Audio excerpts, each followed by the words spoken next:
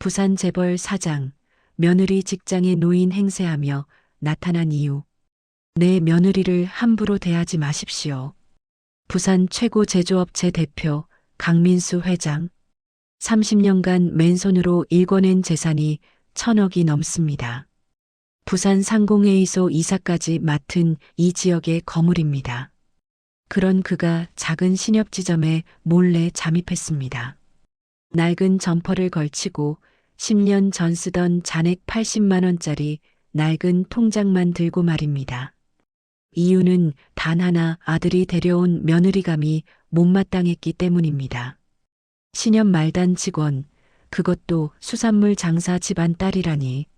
하지만 2주일 후 그는 자신의 모든 권력을 동원해 그녀를 지키고 있습니다. 30년 재벌 인생에서 가장 큰 반전이 일어난 겁니다. 대체 그 신협에서 무슨 일이 있었던 걸까요? 달빛 극장을 찾아주신 여러분, 진심으로 감사합니다. 이야기 시작 전 좋아요와 팔로우 한번 눌러주시고 지금 바로 시작하겠습니다. 저는 올해 68살입니다. 30년간 제조업 현장에서 맨손으로 시작해 지금의 회사를 일궜습니다. 부산 상공회의소 이사직을 맡고 있고 지역 경제인 모임에서도 꽤 알려진 사람입니다. 사람들은 저를 성공한 사업가라고 부르지만 저는 그냥 열심히 살았을 뿐이라고 생각합니다. 하지만 제 인생이 처음부터 순탄했던 건 아닙니다. 35살 때 첫 사업에 실패하면서 신용불량자가 됐었죠. 그때 느꼈던 수치심과 절망감은 지금도 생생합니다. 은행 문턱에서 고개를 들 수 없었고 친구들 얼굴을 볼 수 없었습니다. 그 시절을 견디며 저는 하나를 깨달았습니다. 사람은 결국 결과로 평가받는다는 것을요. 노력도 중요하지만 그 노력이 만든 성과가 없다면 아무 의미가 없다는 걸 뼈저리게 배웠습니다. 그래서 저는 다시 일어섰습니다. 밤낮 없이 일했고 주말도 없이 현장을 뛰어다녔습니다. 숫자를 쫓았습니다. 매출, 이익, 시장 점유율, 모든 것을 수치로 증명했습니다. 그렇게 10년을 버티니 회사가 자리를 잡았고 20년이 지나자 업계에서 인정받게 됐습니다. 제 철학은 단순합니다. 말이 아니라 결과로 보여줘야 한다는 것입니다. 그런 제게 아들 도윤이는 늘 조금 답답한 존재였습니다. 도윤이는 저와 달리 부드러운 성격을 가졌습니다. 어릴 때부터 친구들과 다투는 법이 없었고 학교에서도 조용히 자기 할 일만 했습니다. 대학을 졸업하고 회사에 취직했을 때도 마찬가지였습니다. 저는 가끔 도윤이를 보며 생각했습니다. 저렇게 순한 성격으로 세상을 살아갈 수 있을까 하고요. 하지만 한편으로는 부러웠습니다. 저는 평생 각을 세우며 살았는데 도윤이는 그럴 필요가 없어 보였으니까요. 지난 일요일 저녁이었습니다. 온 가족이 식탁에 둘러앉아 저녁을 먹고 있었습니다. 아내가 만든 된장찌개 냄새가 집안에 퍼져 있었고 도윤이는 평소처럼 조용히 밥을 먹고 있었습니다. 그때 도윤이가 숟가락을 내려놓고 입을 열었습니다. 아버지, 어머니 말씀드릴 게 있어요. 도윤이의 목소리가 약간 떨리고 있었습니다. 저는 반찬을 집던 손을 멈췄습니다. 아내도 고개를 들어 도윤이를 바라봤습니다. 저 결혼하려고 해요. 순간 식탁이 조용해졌습니다. 아내의 얼굴에 환한 미소가 번졌습니다. 저도 겉으로는 놀란 표정을 지었지만 사실 예상은 하고 있었습니다. 도윤이가 요즘 들어 휴대폰을 자주 들여다보고 주말마다 외출하는 게 수상했으니까요. 그 사람 이름은 신하늘이에요. 지금 달빛은행에서 일하고 있고요. 달빛은행이라는 단어를 들었을 때 제 미간이 살짝 좁혀졌습니다. 시중은행도 아니고 달빛은행이라니. 물론 직업에 귀천이 없다는 건 압니다. 하지만 제 솔직한 마음 한편에는 작은 실망이 자리 잡았습니다. 부모님은 어떤 분들이니? 제가 물었습니다. 도윤이가 잠시 머뭇거리다 대답했습니다. 수산물 장사를 하세요. 작은 가게인데 오래 하셨대요. 아내는 여전히 웃고 있었지만 저는 표정을 감추기 위해 물을 한 모금 마셨습니다. 수산물 장사, 작은 가게, 달빛은행 직원. 이 단어들이 제 머릿속에서 빙빙 돌았습니다. 저는 애써 미소를 지으며 말했습니다. 그래, 축하한다. 좋은 사람 만났구나. 하지만 제 목소리는 제가 듣기에도 어색했습니다. 도윤이는 제 표정을 살폈고 아내도 제 손을 가만히 쳐다봤습니다. 저는 더 이상 말을 잇지 못하고 다시 밥을 먹기 시작했습니다. 식사를 마치고 저는 서재로 들어갔습니다. 책상 앞에 앉아 창밖을 바라봤습니다. 부산 앞바다가 어둠 속에서 반짝이고 있었습니다. 저는 손가락으로 책상을 톡톡 두드렸습니다. 이건 제가 고민할 때 나오는 버릇입니다. 솔직히 말하자면 저는 이미 마음속에 편견을 가지고 있었습니다. 신하늘이라는 사람을 한 번도 만나보지 않았는데도 말입니다. 달빛은행 직원이라는 직업, 수산물 장사를 하는 부모님이라는 배경, 이 정보만으로도 저는 벌써 평가를 시작하고 있었습니다. 우리 집안과 어울리는 사람일까? 도윤이와 잘 맞을까? 아니, 더 솔직하게 말하면 이런 생각이었습니다. 별 볼 일 없는 사람 아닐까? 저는 제 자신이 비열하다고 느꼈습니다. 하지만 동시에 이런 생각도 들었습니다. 부모라면 당연히 자식의 배우자를 따져봐야 하지 않을까? 제가 30년간 쌓아온 이 모든 것들이 자식 결혼으로 평가받는 건 아닐까? 제 체면은 어떻게 되는 걸까? 그날 밤 저는 잠을 이루지 못했습니다.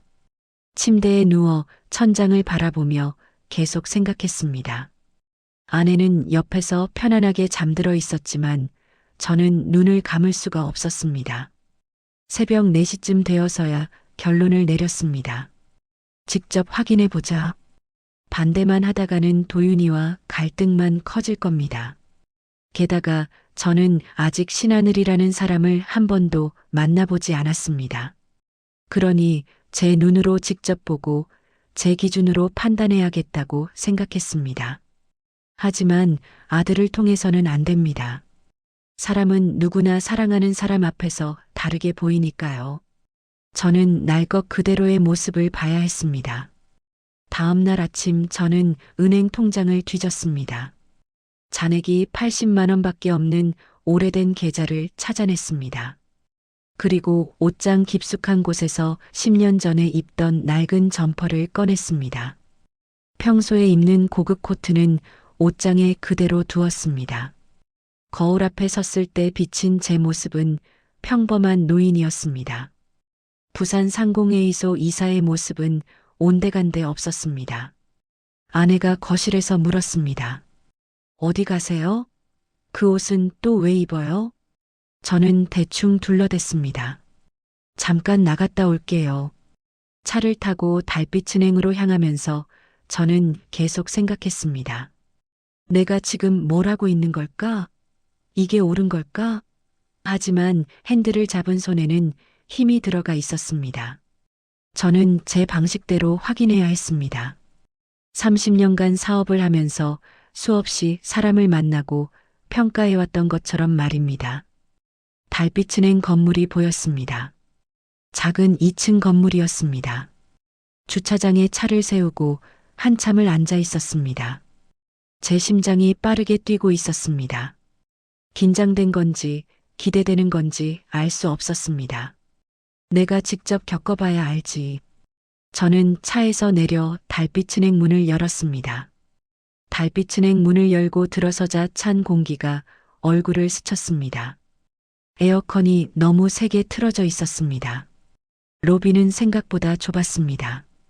플라스틱 의자가 6개 놓여 있었고 창구는 3개뿐이었습니다. 벽에는 예금 상품을 알리는 포스터가 붙어 있었는데 가장자리가 조금 말려 있었습니다. 오전 10시 반이었습니다. 고객이 제법 많았습니다. 창구마다 사람들이 서 있었고 대기 의자에도 두세 명이 앉아 있었습니다. 저는 번호표를 뽑고 구석 자리에 앉았습니다. 그리고 천천히 주변을 살폈습니다. 제 옆자리에는 70 정도 되어 보이는 할머니가 앉아 계셨습니다. 손에 통장 2권을 꽉 쥐고 계셨어요. 손등에는 굵은 핏줄이 붉어져 있었습니다. 할머니는 계속 번호판을 올려다보며 언제 자기 차례가 올지 기다리고 계셨습니다. 왼쪽 창구에서는 젊은 부부가 대출 상담을 받고 있었습니다. 남편으로 보이는 남자가 서류를 펼쳐 보이며 뭔가 설명하고 있었고 직원은 고개를 끄덕이며 컴퓨터를 두드렸습니다. 그 옆 창구에서는 중년 남자가 큰 목소리로 통장 정리를 부탁하고 있었습니다. 그런데 제일 안쪽 창구가 눈에 들어왔습니다. 유독 조용했습니다. 창구 위에는 작은 금색 팻말이 세워져 있었는데 귀빈 고객 전용이라고 적혀 있었습니다. 의자도 다른 곳보다 푹신해 보였고 책상 위에는 생수병과 종이컵이 준비되어 있었습니다.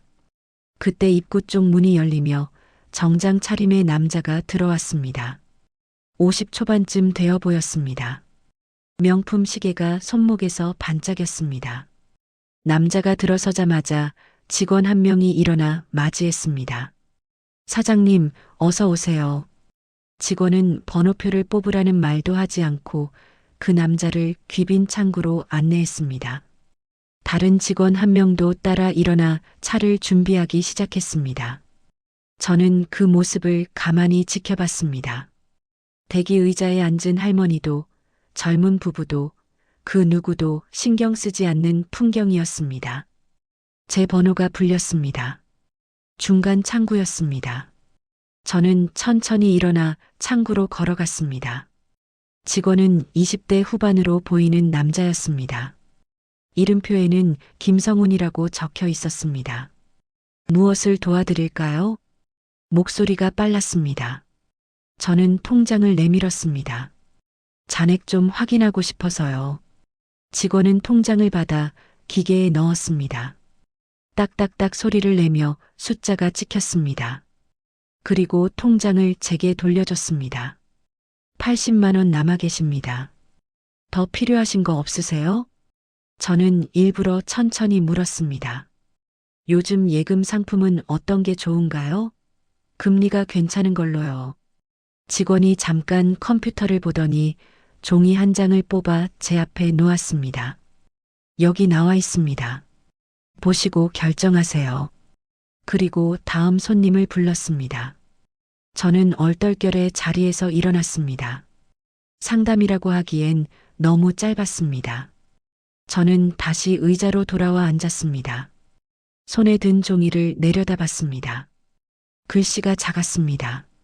제 눈으로는 잘 보이지 않았습니다. 그때였습니다. 누군가 제 옆에 섰습니다. 고개를 들어보니 젊은 여직원이었습니다. 26이나 7쯤 되어 보였습니다. 키는 평범했고 얼굴은 화장기 없이 깨끗했습니다. 머리는 단정하게 묶여 있었고 이름표에는 신하늘이라고 적혀 있었습니다. 심장이 쿵 하고 내려앉았습니다. 고객님, 혹시 도와드릴까요? 목소리가 부드러웠습니다. 저는 애써 침착하게 대답했습니다. 아니요, 괜찮습니다. 하지만 하늘은 제 손에 든 종이를 보더니 말했습니다. 글씨가 작아서 불편하시죠? 제가 큰 글씨로 다시 출력해 드릴게요. 저는 뭐라 대꾸할 틈도 없이 하늘이 자기 자리로 돌아가는 걸 봤습니다.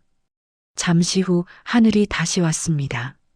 손에는 같은 내용이지만 글씨 크기가 2배는 되는 종이가 들려 있었습니다. 이게 보기 편하실 거예요. 천천히 보시고 궁금한 거 있으면 언제든 불러주세요. 하늘은 그렇게 말하고는 다른 고객에게로 갔습니다. 저는 새로 받은 종이를 내려다봤습니다. 확실히 읽기 편했습니다.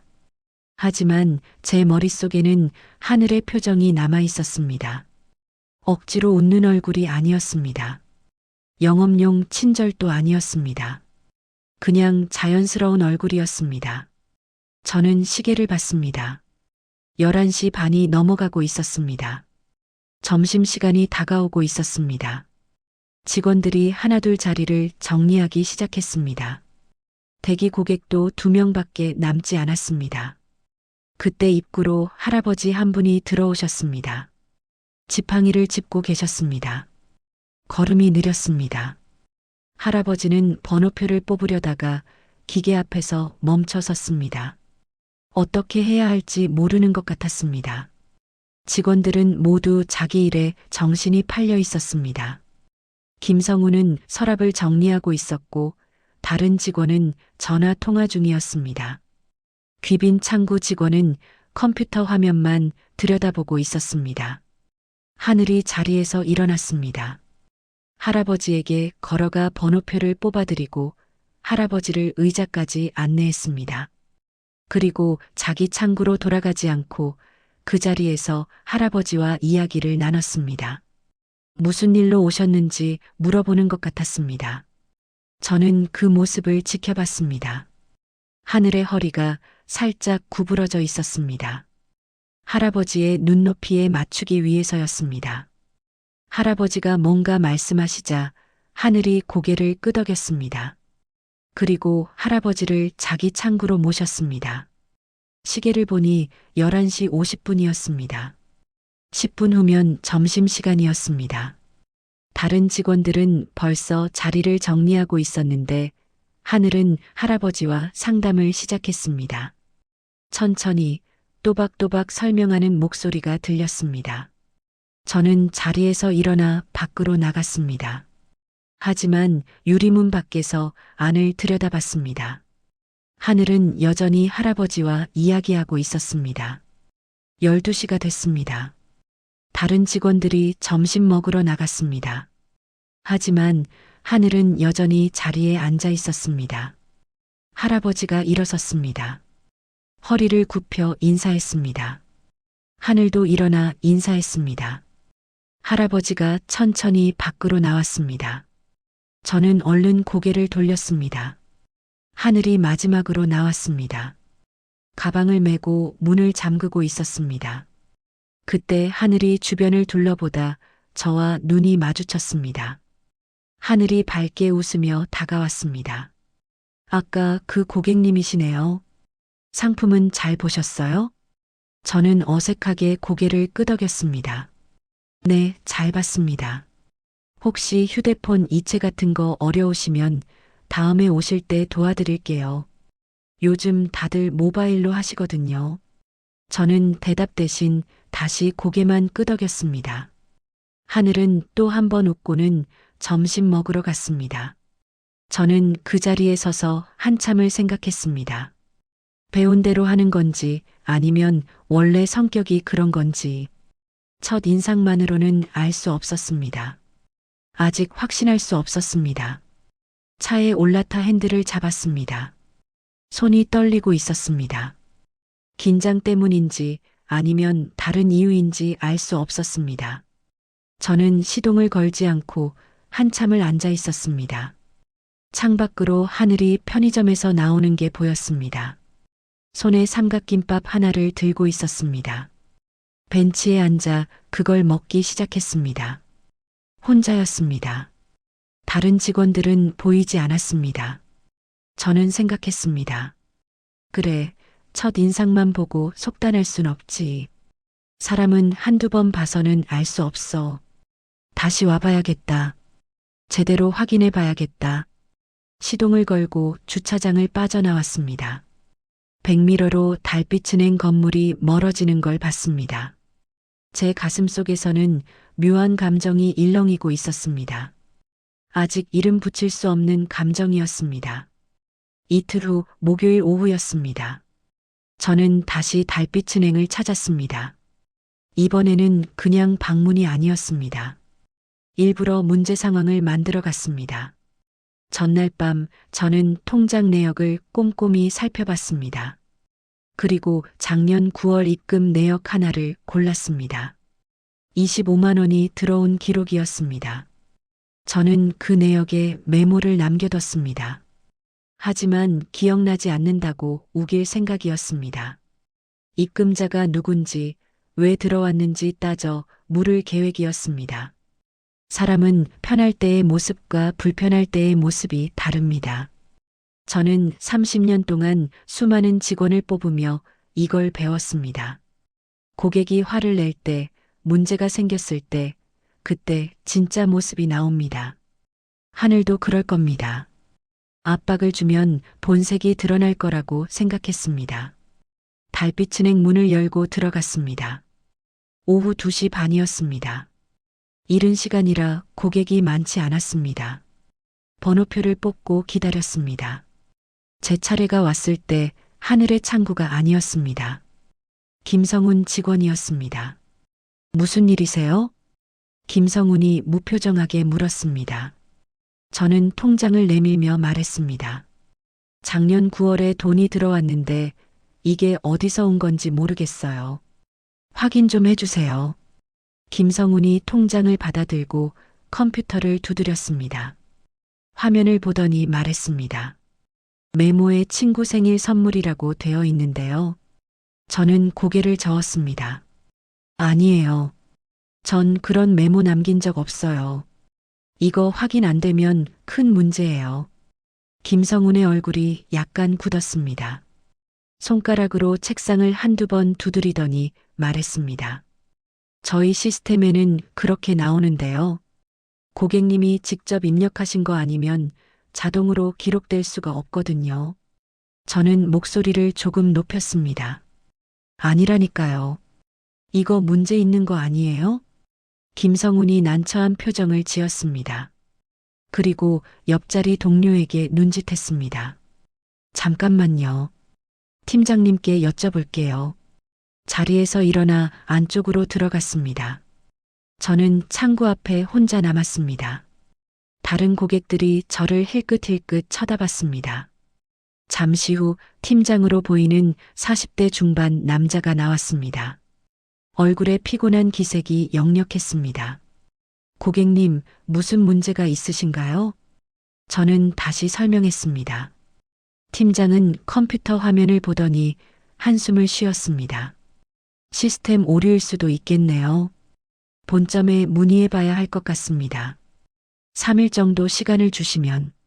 3일이나요? 전 오늘 당장 확인해야 하는데요. 팀장의 눈빛이 날카로워졌습니다. 고객님, 저희도 바로 확인할 수 없는 부분이 있습니다. 양해 부탁드립니다. 그리고 김성훈에게 고개짓을 했습니다. 다음 고객을 부르라는 신호였습니다. 저는 속으로 생각했습니다. 역시 이런 식이구나. 귀찮은 손님은 그냥 돌려보내려고 하는구나. 그때 하늘이 다가왔습니다. 팀장과 뭔가 짧게 이야기를 나누더니 제게 왔습니다. 고객님, 제가 확인해 드릴게요. 이쪽으로 오시겠어요? 하늘이 저를 자기 창구로 안내했습니다. 팀장이 뭔가 말하려 했지만 하늘은 이미 자리에 앉아 있었습니다. 저는 하늘 앞에 앉았습니다. 통장 좀 보여주시겠어요? 하늘이 통장을 받아들고 천천히 내역을 살폈습니다. 그리고 컴퓨터로 기록을 확인했습니다. 5분 정도 지났습니다. 하늘은 메모장에 뭔가 적고 있었습니다. 고객님, 이 입금 내역은 작년 9월 15일 오후 3시 20분에 현금으로 입금되신 거예요.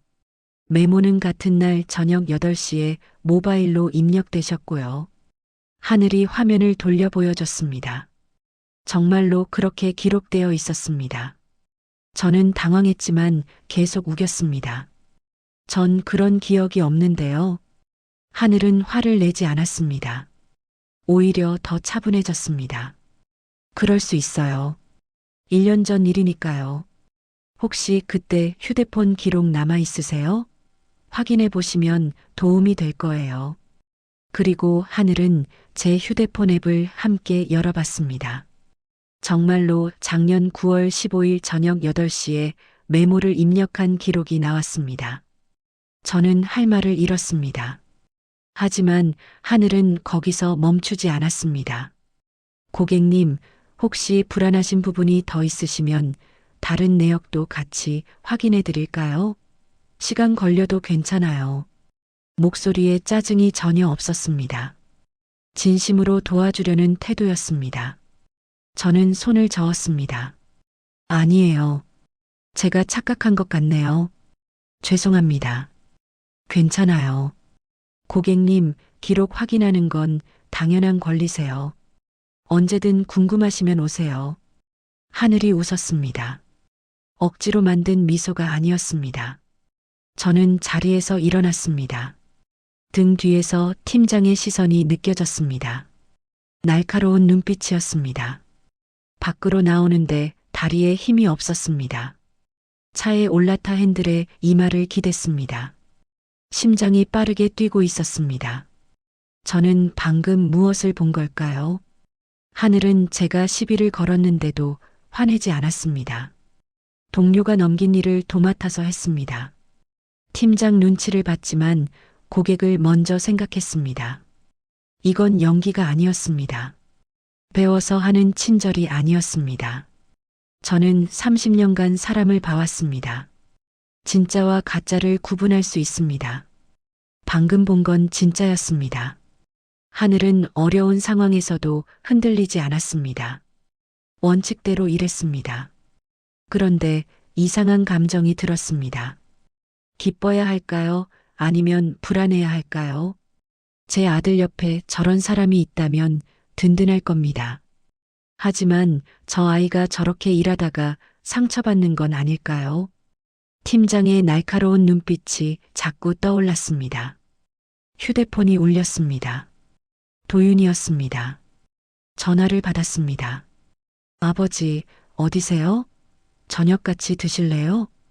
도윤이의 목소리는 평소처럼 부드러웠습니다. 저는 대답했습니다. 그래, 어디서 볼까? 집 근처 일식집이요. 하늘이도 같이 가요. 저는 잠시 말문이 막혔습니다. 하늘을 만나게 될 줄은 몰랐습니다. 아직 준비가 안 됐습니다. 하지만 거절할 수도 없었습니다. 알았다. 7시에 보자. 전화를 끊고 백미러를 봤습니다. 제 얼굴이 일그러져 있었습니다. 식은땀이 이마에 맺혀 있었습니다. 저는 오늘 하늘을 시험했습니다. 그리고 하늘은 통과했습니다. 아니, 통과를 넘어섰습니다. 하지만 이제 더 어려운 시험이 남았습니다. 아들 앞에서 하늘을 만나는 겁니다. 신분을 숨긴 채로 말입니다. 저는 시동을 걸었습니다. 손이 떨렸습니다. 이번엔 긴장 때문인지 두려움 때문인지 아니면 기대 때문인지 알 수 없었습니다. 다만 한 가지는 확실했습니다. 제 마음이 조금씩 흔들리고 있다는 것을요. 7시까지 4시간 반이 남았습니다. 저는 그 시간 동안 무슨 말을 해야 할지, 어떤 표정을 지어야 할지 생각해야 했습니다. 아들도 속이고 하늘도 속이고 저 자신도 속여야 했습니다. 차는 집으로 향했지만 제 마음은 이미 저녁 7시에 일식집에 가 있었습니다. 7시 10분 전이었습니다. 저는 일식집 앞에 서 있었습니다. 유리문 너머로 도윤이가 보였습니다. 혼자 앉아 휴대폰을 보고 있었습니다. 저는 심호흡을 하고 문을 열었습니다. 아버지. 도윤이가 손을 들어 인사했습니다. 저는 아들 앞으로 걸어가 앉았습니다. 테이블은 4명이 앉을 수 있는 크기였습니다. 제 맞은편에 도윤이가 앉았고 옆자리 2개가 비어 있었습니다. 하늘이는 아직 안 왔니? 네, 곧 올 거예요. 퇴근하고 바로 오는 중이래요. 도윤이가 물을 따라줬습니다. 저는 물잔을 들었다가 내려놨습니다. 손이 떨려서 물이 흔들렸습니다. 도윤이가 물었습니다. 아버지, 괜찮으세요? 얼굴이 안 좋아 보이는데. 아니다. 오늘 회의가 좀 길었어. 거짓말이었습니다. 오늘 회의는 없었습니다. 저는 오후 내내 집 서재에 앉아 어떻게 행동해야 할지 고민했습니다. 달빛은행 고객으로 만난 하늘과 아들의 약혼녀로 만나는 하늘. 같은 사람이지만 제 태도는 달라야 했습니다. 일식집 문이 열렸습니다. 하늘이 들어왔습니다. 검은색 코트를 입고 있었습니다. 머리는 아침에 봤던 것처럼 단정하게 묶여 있었습니다. 화장기는 여전히 없었습니다. 도윤아. 하늘이 밝게 웃으며 도윤이에게 다가왔습니다. 그리고 저를 봤습니다. 하늘의 미소가 살짝 굳었습니다. 눈이 커졌습니다. 어머, 고객님. 저도 놀란 척했습니다. 아, 달빛은행에서 뵀던 분이시네요. 도윤이가 우리를 번갈아 보며 물었습니다. 서로 아세요? 하늘이 어색하게 웃으며 대답했습니다. 오늘 오후에 잠깐 업무로 뵀어요. 설마 도윤이 아버님이실 줄은 몰랐네요. 하늘이 제 옆자리에 앉았습니다. 도윤이 맞은편이었습니다. 저는 하늘의 옆모습을 볼 수 있었습니다. 하늘의 귀가 빨갛게 달아올라 있었습니다. 당황한 겁니다. 저도 몰랐습니다. 작은 세상이네요. 저는 최대한 자연스럽게 말했습니다. 도윤이가 메뉴판을 펼쳤습니다. 뭐 드실래요? 여기 연어회가 맛있어요. 우리는 음식을 주문했습니다. 회, 모듬, 초밥, 우동. 주문을 받는 동안 테이블은 조용했습니다. 종업원이 물러가자 도윤이가 입을 열었습니다. 하늘아, 아버지 오늘 달빛은행에 무슨 일로 가셨대? 하늘이 저를 힐끗 쳐다봤습니다. 저는 고개를 끄덕였습니다. 말해도 된다는 뜻이었습니다. 통장 내역 확인하러 오셨어요. 도윤이가 웃었습니다. 아버지가 달빛은행을 이용하시는 줄 몰랐네요. 회사 거래는 시중은행에서 하시잖아요. 저는 얼버무렸습니다. 오래된 계좌가 하나 있어서 말이다. 음식이 나왔습니다. 우리는 젓가락을 들었습니다. 저는 회를 입에 넣었지만 맛을 느낄 수 없었습니다. 머릿속이 복잡했습니다. 하늘이 도윤이에게 우동을 덜어줬습니다. 도윤이가 고맙다고 웃었습니다. 둘의 모습이 편안해 보였습니다. 오래 알고 지낸 사람들처럼 자연스러웠습니다. 저는 물었습니다. 두 분은 어떻게 만났습니까? 도윤이가 대답했습니다. 작년 봄에 친구 소개로 만났어요. 처음엔 그냥 밥 한두 번 먹는 사이였는데 계속 연락하다 보니까요. 하늘이 덧붙였습니다. 도윤 씨가 정말 좋은 사람이에요. 착하고 배려심도 많고요. 도윤이의 얼굴이 빨개졌습니다. 저는 하늘을 봤습니다. 하늘의 눈빛이 진심이었습니다. 꾸민 표정이 아니었습니다. 하늘 씨 부모님은 어떤 분들입니까? 하늘의 표정이 잠깐 어두워졌습니다. 하지만 곧 미소를 지었습니다. 수산물 가게를 하세요. 작은 가게지만 20년 넘게 한자리에서 하고 계세요. 20년이면 오래 하셨네요. 쉽지 않았을 텐데. 네. 부모님이 정말 열심히 사셨어요. 새벽 4시에 일어나서 밤 9시에 집에 오세요. 주말도 없으시고요. 하늘의 목소리가 낮아졌습니다. 그 목소리에서 존경과 미안함이 동시에 느껴졌습니다. 그래서 달빛은행에 취직하셨습니까? 네. 부모님 짐을 조금이라도 덜어드리고 싶었어요. 대학 등록금도 제가 학자금 대출로 냈거든요. 지금도 갚고 있어요. 저는 숟가락을 내려놨습니다. 가슴이 답답했습니다. 하늘의 이야기를 들으니 제 젊은 시절이 떠올랐습니다. 빚더미에 앉아 하루하루 버티던 시절 말입니다. 힘들지 않습니까? 하늘이 고개를 저었습니다. 아니에요. 제가 선택한 일이니까요. 그리고 달빛은행 일이 좋아요. 고객분들 도와드리는 게 보람 있거든요. 오늘 오후 일이 떠올랐습니다. 제가 시비를 걸었을 때 하늘의 태도가 생각났습니다. 짜증 없이 끝까지 책임지려던 모습이 기억났습니다. 그런데 일하면서 힘든 일도 많을 텐데요. 도윤이가 끼어들었습니다. 아버지, 하늘이한테 그런 질문은 괜찮아요. 도윤아. 하늘이 도윤이의 손을 가볍게 잡았습니다. 그리고 저를 봤습니다. 힘든 일도 있죠.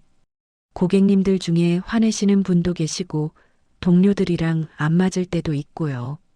하지만 제가 도와드린 분들이 고맙다고 하실 때가 있잖아요. 그럴 때 힘이 나요. 저는 할 말을 잃었습니다. 하늘은 돈을 많이 버는 직업을 선택한 게 아니었습니다.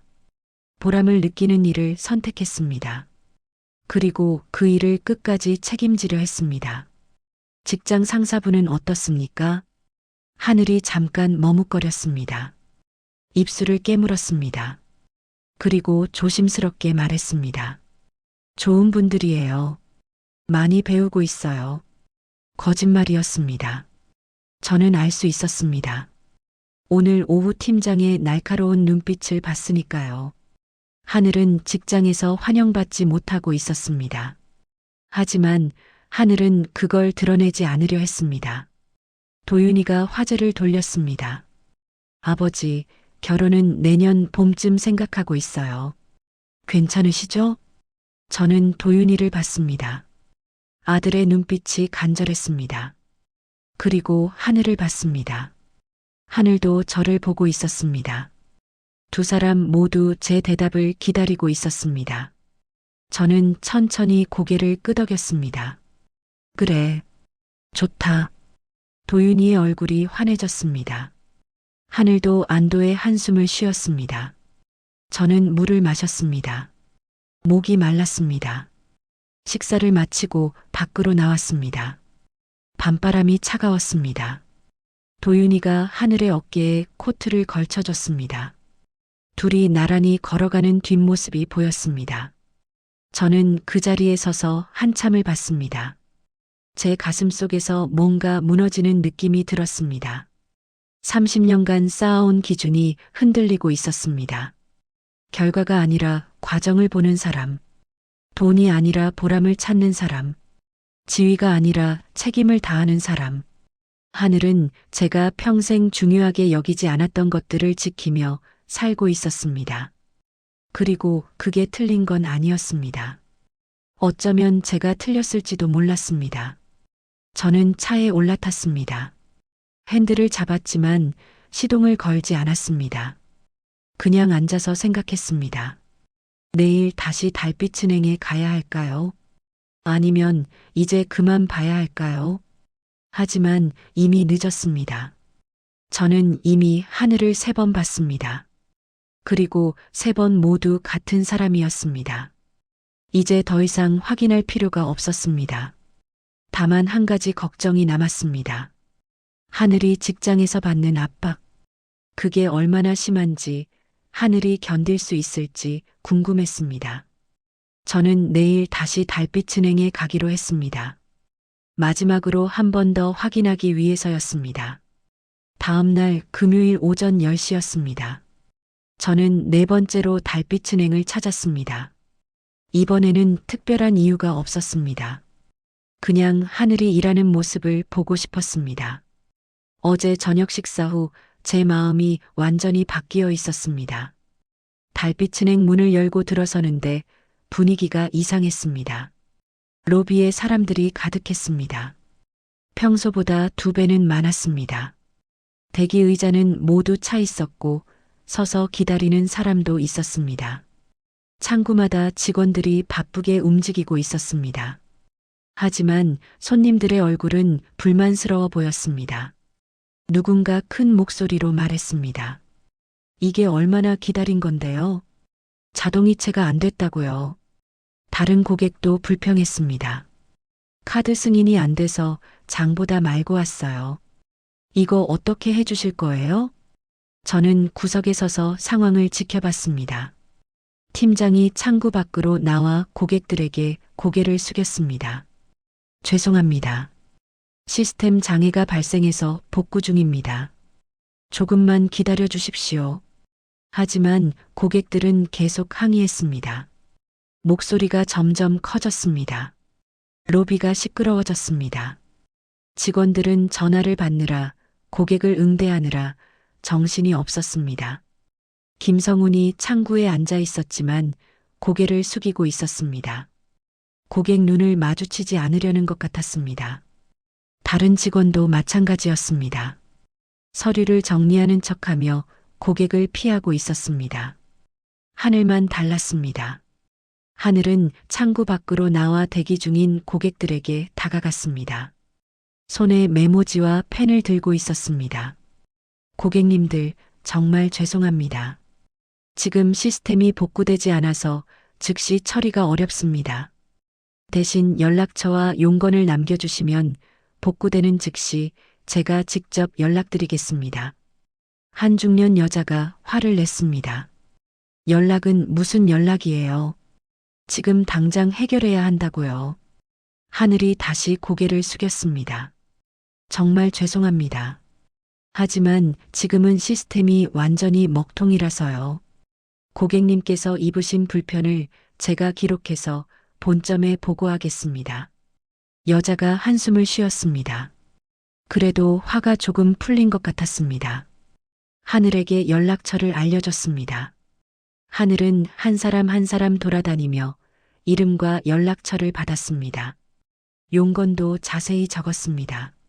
누가 자동이체 문제인지, 누가 카드 문제인지, 누가 대출 상담인지 모두 기록했습니다. 그때 팀장이 하늘을 불렀습니다. 신하늘 씨, 잠깐 이리 와봐요. 하늘이 안쪽으로 들어갔습니다. 저는 귀를 기울였습니다. 팀장의 목소리가 들렸습니다. 지금 뭐 하는 거예요? 민원만 더 받아서 어떡하려고. 고객들 그냥 돌려보내요. 하지만 고객님들이 화나셨는데 그냥 보낼 순 없잖아요. 시스템이 복구되면 알아서 해결돼요. 괜히 약속하지 말아요. 저는 약속한 게 아니라 기록한 거예요. 나중에 연락드리려고요. 팀장의 목소리가 높아졌습니다. 그럼 그 연락 누가 해요? 당신이 다 할 거예요? 오늘 퇴근은 언제 하려고? 하늘이 잠시 말이 없었습니다. 그리고 조용히 대답했습니다. 제가 하겠습니다. 퇴근 시간은 상관없어요. 팀장이 혀를 찼습니다. 하늘이 다시 밖으로 나왔습니다. 얼굴이 창백했습니다. 하지만 표정은 무너지지 않았습니다. 다시 고객들에게 다가가 계속 기록을 받았습니다. 저는 가슴이 답답했습니다. 하늘은 잘못한 게 없었습니다. 오히려 문제를 해결하려고 애쓰고 있었습니다. 하지만 팀장은 하늘을 나무랐습니다. 책임을 떠넘기려 했습니다. 한 할머니가 하늘에게 물었습니다. 아가씨, 이거 언제 해결돼요? 내일 병원비 내야 하는데. 하늘이 할머니의 손을 잡았습니다. 걱정 마세요. 제가 오늘 안으로 꼭 연락드릴게요. 병원비 내는데 문제없게 해드릴게요. 할머니의 얼굴이 조금 펴졌습니다. 하늘의 손을 꼭 잡았습니다. 고맙네. 아가씨가 있어서 다행이야. 저는 그 모습을 보며 목이 메었습니다. 하늘은 시스템 장애를 일으킨 것도 아니고 회사 정책을 만든 것도 아니었습니다. 그냥 맡은 일을 하는 직원이었습니다. 하지만 하늘은 책임을 회피하지 않았습니다. 정오가 넘었습니다. 시스템이 조금씩 복구되기 시작했습니다. 직원들이 업무를 재개했습니다.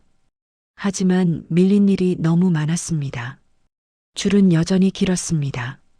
점심시간이 됐습니다. 다른 직원들이 하나둘 자리를 떠났습니다. 하지만 하늘은 남아 있었습니다. 손에 든 메모지를 보며 전화를 걸기 시작했습니다. 여보세요, 고객님.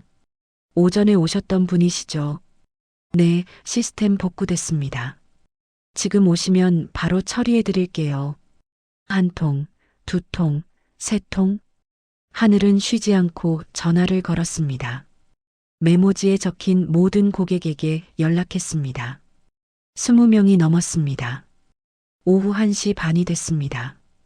하늘이 겨우 샌드위치 하나를 꺼내 먹기 시작했습니다. 한 입 베어 물었을 때 고객이 들어왔습니다. 오전에 왔던 할머니였습니다. 아가씨 왔어요. 하늘이 샌드위치를 내려놓고 일어났습니다. 어서 오세요. 바로 처리해 드릴게요. 할머니를 창구로 안내했습니다. 저는 하늘의 책상을 봤습니다. 샌드위치는 한 입 먹다 만 채 놓여 있었습니다. 오후 2시가 넘어서야 하늘이 다시 자리에 앉았습니다. 이마에 땀이 맺혀 있었습니다. 손으로 얼굴을 닦았습니다. 그리고 샌드위치를 들여다가 그냥 서랍에 넣었습니다. 식욕이 없는 것 같았습니다. 저는 더 이상 지켜볼 수 없었습니다. 밖으로 나왔습니다. 차에 올라타 한참을 앉아 있었습니다. 하늘은 오늘 큰 사고를 겪었습니다. 회사의 잘못으로 생긴 문제였습니다. 하지만 하늘은 회사를 탓하지 않았습니다. 동료를 원망하지도 않았습니다. 그냥 고객을 챙겼습니다. 책임을 다했습니다. 저는 30년간 직원들에게 말했습니다. 결과가 중요하다고, 성과를 내야 한다고, 숫자를 봐야 한다고. 하지만 하늘을 보니 그게 전부가 아니었습니다. 과정도 중요했습니다. 태도도 중요했습니다. 사람을 대하는 마음도 중요했습니다. 제가 틀렸습니다. 아니, 제가 놓치고 있었습니다. 인생에서 중요한 다른 가치들을 말입니다. 저는 핸들을 잡았습니다. 손에 힘을 주었습니다. 이제 확신이 생겼습니다. 하늘은 제 아들 옆에 있어야 할 사람이었습니다. 아니, 있어주면 좋을 사람이었습니다. 하지만 동시에 걱정도 생겼습니다. 하늘이 저 환경에서 얼마나 버틸 수 있을까? 팀장의 압박은 계속될 것 같았습니다. 동료들의 시선도 곱지 않았습니다. 제가 나서야 할까요? 아니면 조용히 지켜봐야 할까요? 제 정체를 밝혀야 할까요? 아니면 계속 숨겨야 할까요? 저는 결정을 내리지 못했습니다. 다만 한 가지는 분명했습니다. 하늘을 도와야 한다는 것이었습니다. 어떤 방식으로든 말입니다. 시동을 걸고 주차장을 빠져나왔습니다. 백미러로 달빛은행 건물을 봤습니다. 작은 2층 건물이었습니다. 하지만 그 안에서 한 사람이 온 힘을 다해 버티고 있었습니다. 저는 그 사람을 지켜주고 싶었습니다. 주말이 지나고 월요일 오전이었습니다. 저는 회사에 출근했지만 일이 손에 잡히지 않았습니다. 책상 앞에 앉아 있어도 자꾸 달빛은행이 떠올랐습니다. 하늘이 괜찮을까? 금요일 시스템 장애 이후로 무슨 일이 있었을까? 점심시간이 되자 저는 회사를 나왔습니다. 달빛은행으로 향했습니다. 이번에는 아무 핑계도 준비하지 않았습니다. 그냥 가서 보고 싶었습니다. 달빛은행에 도착했을 때는 12시 반이었습니다. 점심시간이라 고객이 많지 않았습니다. 로비에는 2~3명만 앉아 있었습니다. 저는 번호표를 뽑고 구석에 앉았습니다. 창구를 보니 하늘이 보이지 않았습니다. 김성훈과 다른 직원 2명만 있었습니다. 3명 모두 무언가 이야기를 나누고 있었습니다. 목소리는 들리지 않았지만 표정이 심각해 보였습니다. 잠시 후 안쪽 문이 열리며 팀장이 나왔습니다. 뒤따라 하늘이 나왔습니다. 하늘의 얼굴이 창백했습니다. 눈이 빨갛게 충혈되어 있었습니다. 울었던 것 같았습니다. 하늘이 자기 책상으로 걸어갔습니다. 걸음걸이가 휘청거렸습니다. 의자에 앉더니 고개를 숙였습니다. 어깨가 작게 떨리고 있었습니다. 저는 가슴이 철렁 내려앉았습니다. 무슨 일이 있었던 걸까요? 다른 직원들은 하늘을 쳐다보지도 않았습니다. 오히려 고개를 돌렸습니다.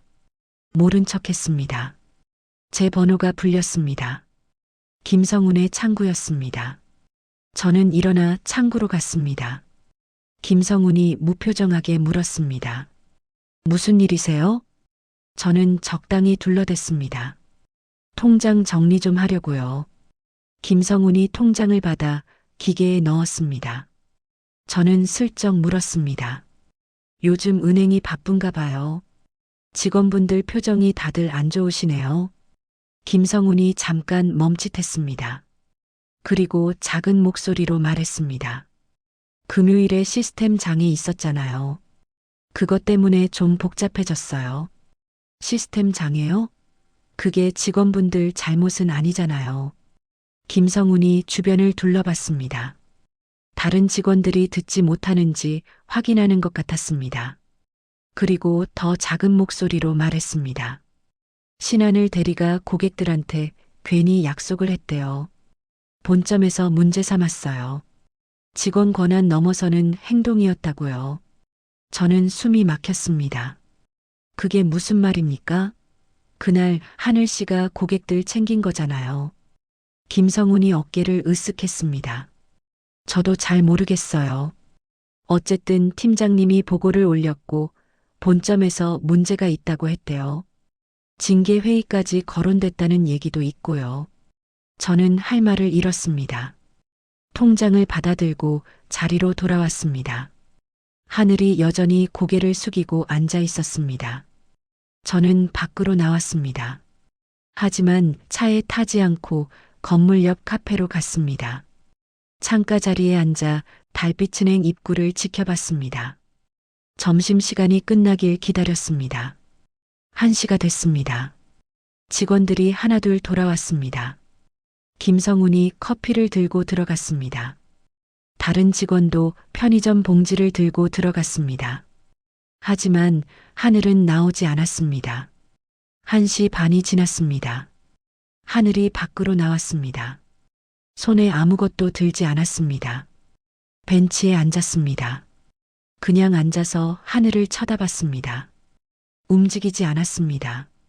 저는 카페를 나와 하늘에게 다가갔습니다. 하늘이 저를 보고 깜짝 놀랐습니다. 얼른 일어나려 했습니다. 고객님, 안녕하세요. 목소리가 떨리고 있었습니다. 저는 하늘 옆에 앉았습니다. 점심은 안 드십니까? 아, 네. 배가 안 고파서요. 거짓말이었습니다. 하늘의 얼굴을 보면 알 수 있었습니다. 식욕이 없는 게 아니라 마음이 없는 거였습니다. 금요일 일 때문에 힘드시죠? 하늘이 깜짝 놀라며 저를 봤습니다. 눈이 커졌습니다. 어떻게 아세요? 저는 사실대로 말했습니다. 금요일에도 왔었어요. 하늘 씨가 고객들 연락처 받고 전화하고 고생하는 거 다 봤습니다. 하늘의 눈에서 눈물이 흘렀습니다. 참고 있었던 것 같았습니다. 이제 더 이상 참을 수 없었던 거였습니다. 제가 잘못했나 봐요. 팀장님 말씀대로 그냥 고객들 돌려보냈어야 했나 봐요. 목소리가 떨렸습니다. 하늘이 손으로 얼굴을 가렸습니다. 어깨가 들썩였습니다. 저는 조용히 말했습니다. 아닙니다. 하늘 씨는 잘못한 게 없어요. 오히려 잘한 겁니다. 하지만 본점에서는 제가 월권 행위를 했대요. 고객한테 함부로 약속하면 안 된대요. 회사 입장을 생각해야 한대요. 하늘이 울먹였습니다. 근데 저는 그때 고객분들 표정을 봤어요. 너무 화나고 불안해하셨어요. 그냥 보낼 수가 없었어요. 제가 할 수 있는 걸 해야 한다고 생각했어요. 저는 하늘의 어깨에 손을 올렸습니다. 그게 맞습니다. 하늘 씨가 한 행동이 옳은 겁니다. 하지만 이제 직장에서 저를 다들 이상하게 봐요. 동료들도 저한테 말 안 걸어요. 지난주 금요일 회식도 저만 빼고 갔대요. 팀장님은 저만 보면 눈을 흘기세요. 하늘의 목소리가 점점 작아졌습니다. 제가 뭘 잘못한 걸까요? 저는 그냥 제 일을 한 건데요. 저는 대답할 수 없었습니다. 가슴이 아팠습니다. 하늘은 아무 잘못도 하지 않았습니다. 오히려 누구보다 열심히 일했습니다. 책임을 다했습니다. 하지만 그 대가로 왕따를 당하고 있었습니다. 저는 물었습니다. 그만두고 싶으세요? 하늘이 고개를 저었습니다. 아니요. 이 일이 좋아요. 고객분들 도와드리는 게 좋아요. 그리고 부모님 생각하면 그만둘 수도 없어요. 학자금 대출도 갚아야 하고요. 그럼 어떻게 하실 겁니까? 하늘이 눈물을 닦았습니다. 버틸 거예요. 시간이 지나면 나아지겠죠. 제가 더 잘하면 되겠죠. 저는 하늘을 봤습니다. 27살 젊은 여자였습니다. 세상이 얼마나 가혹한지 아직 다 모르는 나이였습니다. 하지만 그 어린 나이에 이렇게 버티고 있었습니다. 저는 결심했습니다. 더 이상 지켜만 볼 수 없었습니다. 제가 나서야 했습니다. 하지만 어떻게 나서야 할까요? 제 정체를 밝혀야 할까요? 아니면 다른 방법이 있을까요? 하늘이 일어났습니다. 들어가야 해요. 점심시간 끝났어요. 고객님, 오늘 와주셔서 감사해요. 들어주셔서 고마워요. 하늘이 고개를 숙여 인사하고 안으로 들어갔습니다. 저는 벤치에 남아 한참을 앉아 있었습니다. 제 가슴 속에서 분노가 치밀어 올랐습니다. 동시에 무력감도 느꼈습니다. 저는 30년간 사업을 했습니다. 많은 사람을 관리했습니다. 하지만 지금 제 아들의 약혼녀 한 명을 지켜주지 못하고 있었습니다. 저는 차에 올라탔습니다. 핸들을 잡고 생각했습니다. 도윤이에게 말해야 할까요? 아니면 직접 달빛은행에 찾아가 팀장과 이야기해야 할까요? 아니면 상공회의소 인맥을 동원해 본점에 압력을 넣어야 할까요?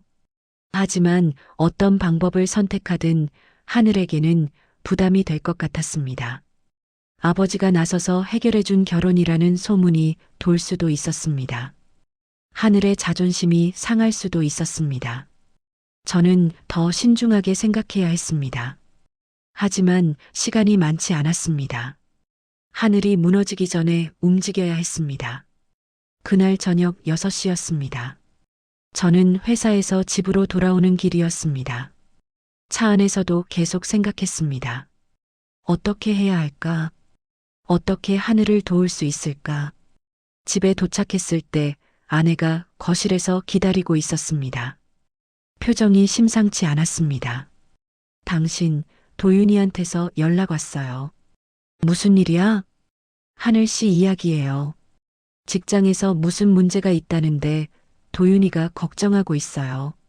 저는 가방을 내려놓고 소파에 앉았습니다. 아내가 옆에 앉으며 말을 이었습니다. 도윤이 말로는 하늘 씨가 요즘 많이 힘들어한대요. 직장 동료들이 따돌리고 상사가 압박하고 심지어 징계 이야기까지 나온대요. 저는 대답하지 못했습니다. 이미 다 알고 있었으니까요. 아내가 제 손을 잡았습니다. 당신 혹시 뭔가 아는 거 있어요?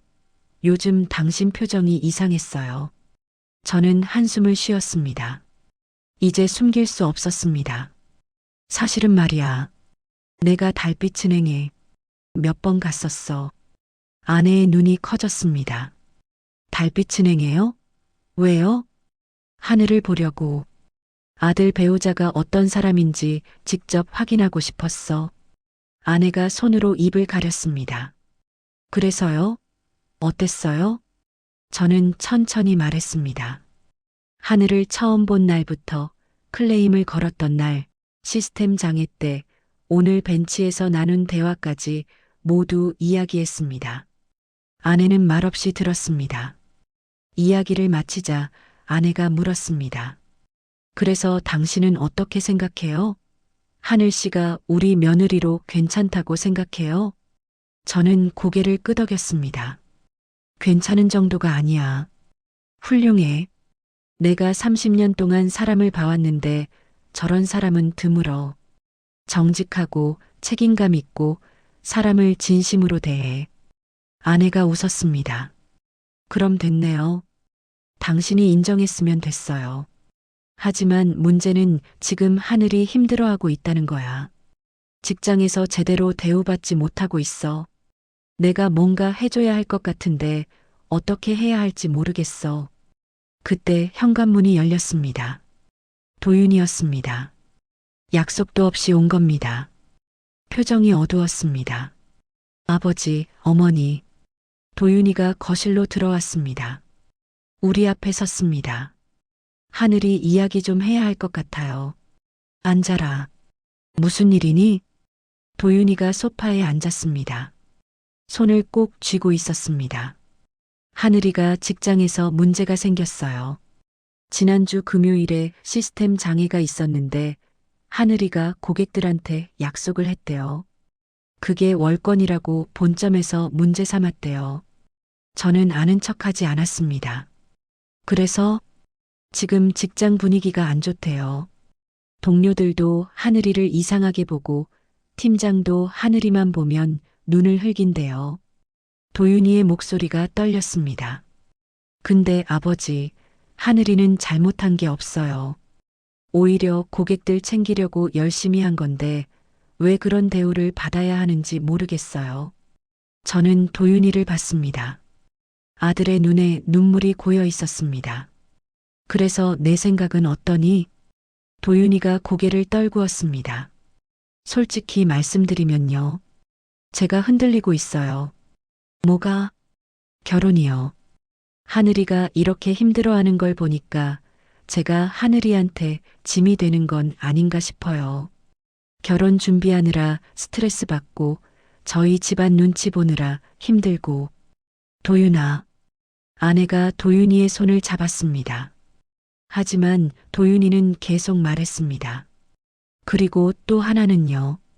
오늘 하늘이 직장 동료한테 들었는데 하늘이가 금요일 일로 진짜 힘들어했대요. 근데 그 얘기를 저한테는 하나도 안 했어요. 도윤이가 눈물을 닦았습니다. 저는 약혼자잖아요. 근데 하늘이는 저한테 의지하지 않아요. 힘든 걸 말하지 않아요. 그게 제일 속상해요. 저는 도윤이를 봤습니다. 아들이 성장하고 있었습니다. 이제 사랑하는 사람의 고통을 함께 느끼고 있었습니다. 도윤아, 그건 하늘 씨가 널 사랑해서 그런 거야. 네. 사랑하는 사람한테는 걱정 끼치고 싶지 않은 법이야. 특히 하늘 씨 같은 사람은 더 그럴 거야. 자기 문제는 자기가 해결하려고 하는 사람이니까. 그럼 저는 어떻게 해야 해요? 곁에 있어줘. 하늘 씨가 말하지 않아도 내가 알고 있다는 걸 보여줘. 그리고 하늘 씨가 무너지지 않도록 지켜줘. 도윤이가 고개를 들었습니다. 아버지는 하늘이를 어떻게 생각하세요? 솔직하게 말씀해 주세요. 저는 잠시 망설였습니다. 이제 말해야 할 때였습니다. 하지만 어디까지 말해야 할까요? 달빛은행에 갔던 이야기까지 해야 할까요? 아내가 제 손을 꼭 잡았습니다. 말하라는 신호였습니다. 저는 심호흡을 했습니다. 도윤아, 사실 아버지가 하늘 씨를 몇 번 만났어. 네. 언제요? 지난 2주일 동안. 달빛은행에 직접 가서 봤어. 내 몰래. 도윤이의 입이 벌어졌습니다. 왜요? 확인하고 싶었어. 내 아들 배우자가 어떤 사람인지. 겉모습이 아니라 진짜 모습을 보고 싶었어. 그래서요? 저는 도윤이를 똑바로 봤습니다. 훌륭한 사람이더라. 정말로. 아버지가 30년 동안 사람을 봐왔는데 하늘 씨 같은 사람은 드물어.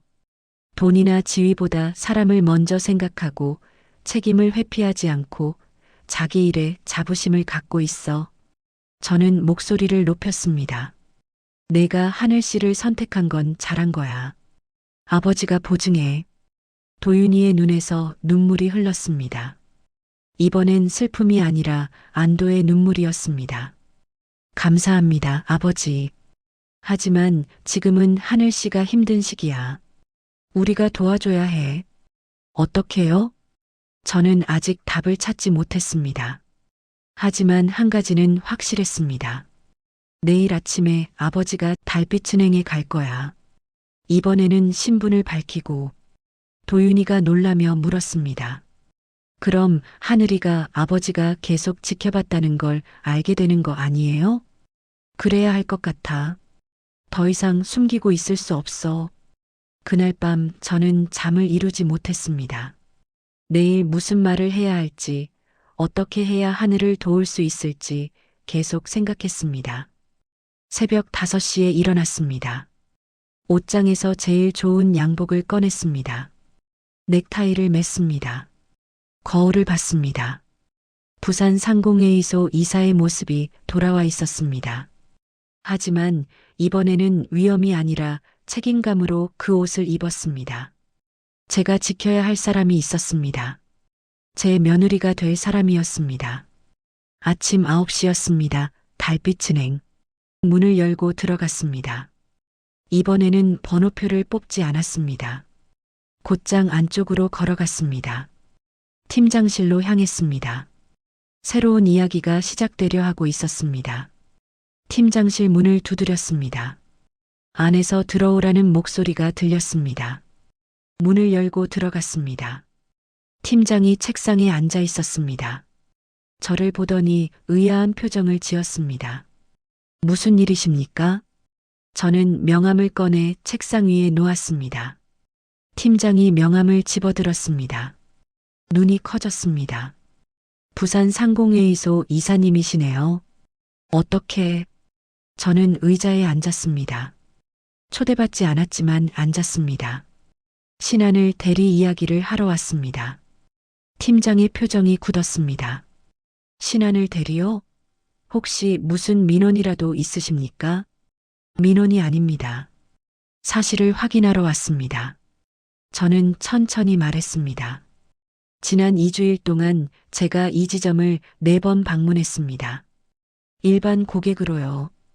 그리고 신하늘 대리의 업무 태도를 지켜봤습니다. 팀장이 당황한 표정을 지었습니다. 제가 본 신하늘 대리는 어떤 직원보다 성실했습니다. 고객을 최우선으로 생각했고 책임을 회피하지 않았습니다. 특히 금요일 시스템 장애 때 그 직원이 보여준 대응은 모범적이었습니다.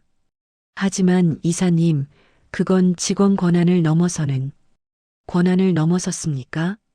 저는 목소리를 높였습니다. 고객이 화나고 불안해하는데 그냥 돌려보내는 게 권한입니까? 시스템 장애로 피해본 고객들을 외면하는 게 원칙입니까? 팀장이 말문이 막혔습니다. 저는 계속 말했습니다. 제가 30년 동안 사업을 해왔습니다. 수많은 직원을 봤습니다. 그 중에서 신하늘 대리 같은 직원은 정말 드뭅니다. 고객 한 명 한 명을 기억하고 약속을 지키고 끝까지 책임지는 직원 말입니다. 팀장님은 그런 직원을 징계하려 하십니까? 왕따시키려 하십니까? 팀장이 입을 열었습니다. 이사님, 오해가 있으신 것 같습니다. 저희는 단지 오해가 아닙니다. 제가 직접 봤습니다. 신하늘 대리가 얼마나 고립되어 있는지, 얼마나 힘들어하는지 다 봤습니다. 저는 일어섰습니다. 한 가지만 말씀드리겠습니다. 신하늘 대리는 제 아들의 약혼녀입니다. 내년 봄에 결혼합니다. 그리고 저는 그 결혼을 전적으로 지지합니다. 팀장의 얼굴이 창백해졌습니다. 하지만 이건 개인적인 청탁이 아닙니다. 제가 보기에 이 지점은 진짜 문제가 뭔지 모르고 있습니다. 고객보다 실적을, 책임보다 편의를, 원칙보다 눈치를 우선시하고 있습니다. 저는 문으로 걸어갔습니다. 손잡이를 잡고 돌아봤습니다. 신하늘 대리에 대한 부당한 처우가 계속된다면 저는 본점과 직접 이야기하겠습니다. 상공회의소 이사로서가 아니라 고객으로서 말입니다. 문을 열고 나왔습니다. 로비에 하늘이 서 있었습니다. 저를 보고 얼어붙었습니다. 입이 벌어졌습니다. 저는 하늘에게 다가갔습니다. 다른 직원들도 저를 쳐다봤습니다. 김성훈도 다른 직원들도 모두 멈춰섰습니다. 신하늘 대리님, 저는 공식적으로 말했습니다. 저는 부산 상공회의소 이사 강민수입니다. 그리고 동시에 제 아들 강도윤의 아버지입니다. 지난 2주일 동안 일반 고객으로 이 지점을 방문하며 당신의 업무 태도를 지켜봤습니다. 하늘의 얼굴이 새하얗게 질렸습니다. 당신은 훌륭한 직원입니다. 더 중요하게는 훌륭한 사람입니다. 제 아들이 당신을 선택한 건 제 인생에서 아들이 내린 최고의 결정입니다. 하늘의 눈에서 눈물이 흘렀습니다. 앞으로 이 지점에서 당신이 부당한 대우를 받는다면 제가 가만히 있지 않을 겁니다. 고객으로서 그리고 가족으로서 말입니다. 저는 하늘에게 고개를 숙여 인사했습니다. 그리고 밖으로 나왔습니다. 차에 올라타 시동을 걸었습니다. 손이 떨렸습니다. 긴장 때문이었습니다. 하지만 후회는 없었습니다. 해야 할 일을 했습니다. 휴대폰이 울렸습니다. 도윤이었습니다. 아버지, 하늘이한테서 연락 왔어요. 울면서 고맙다고 하더라고요. 저는 미소를 지었습니다. 잘 됐구나. 아버지, 정말 감사합니다. 아들아, 이건 당연한 거야. 가족을 지키는 건 당연한 일이야.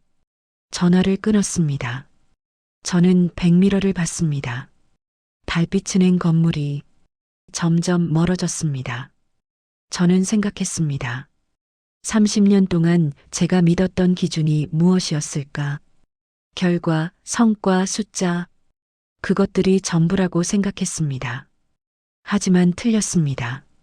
진짜 기준은 따로 있었습니다. 사람을 어떻게 대하는가? 책임을 회피하지 않는가? 어려울 때 원칙을 지키는가? 그런 것들이었습니다. 하늘이 그걸 가르쳐 줬습니다. 27살 젊은 여자가 68살 늙은 기업가에게 인생의 진짜 가치를 보여줬습니다. 저는 부끄러웠습니다. 동시에 감사했습니다. 제 아들이 저보다 현명했습니다. 사랑하는 사람을 선택하는 기준을 저보다 잘 알고 있었습니다. 집으로 가는 길에 꽃집에 들렀습니다. 장미 한 다발을 샀습니다. 아내에게 줄 꽃이었습니다. 30년 동안 제 곁을 지켜준 사람에게 고마움을 전하고 싶었습니다. 집에 도착했을 때 아내가 문을 열어줬습니다. 꽃을 건네자 아내가 놀란 표정을 지었습니다. 오늘 무슨 날이에요? 아니야. 그냥 고마워서. 아내가 웃었습니다. 당신 많이 변했네요. 저는 아내를 안았습니다. 늦었지만 이제라도 배우는 거야. 진짜 중요한 게 뭔지. 그날 저녁 도윤이와 하늘이 함께 집에 왔습니다. 하늘의 눈은 여전히 빨갛게 부어 있었습니다. 하지만 표정은 밝았습니다. 아버님, 감사합니다. 하늘이 깊이 인사했습니다. 저는 하늘의 손을 잡았습니다. 아니야. 내가 고마워. 내가 우리 도윤이를 선택해줘서, 그리고 나한테 중요한 걸 가르쳐줘서. 우리 넷은 식탁에 둘러앉았습니다. 아내가 만든 된장찌개 냄새가 집안에 퍼졌습니다. 도윤이가 하늘에게 반찬을 덜어줬습니다. 하늘이 웃었습니다. 저는 그 모습을 보며 생각했습니다. 이게 행복이구나. 숫자로 증명할 수 없는, 성과로 측정할 수 없는, 하지만 진짜 중요한 것. 이게 바로 인생이구나. 창밖으로 부산 앞바다가 보였습니다. 석양이 바다를 물들이고 있었습니다. 아름다웠습니다. 30년 동안 이 집에 살면서 저 풍경을 제대로 본 게 언제였을까요? 늘 바쁘다는 핑계로 지나쳤습니다. 이제는 달라질 겁니다. 천천히 살 겁니다. 사람을 먼저 볼 겁니다. 과정을 존중할 겁니다. 하늘이 제게 그걸 가르쳐 줬습니다. 그리고 저는 평생 그 가르침을 잊지 않을 겁니다. 식사를 마치고 도윤이와 하늘이 돌아갔습니다. 저는 서재로 들어가 책상에 앉았습니다. 창밖을 바라봤습니다.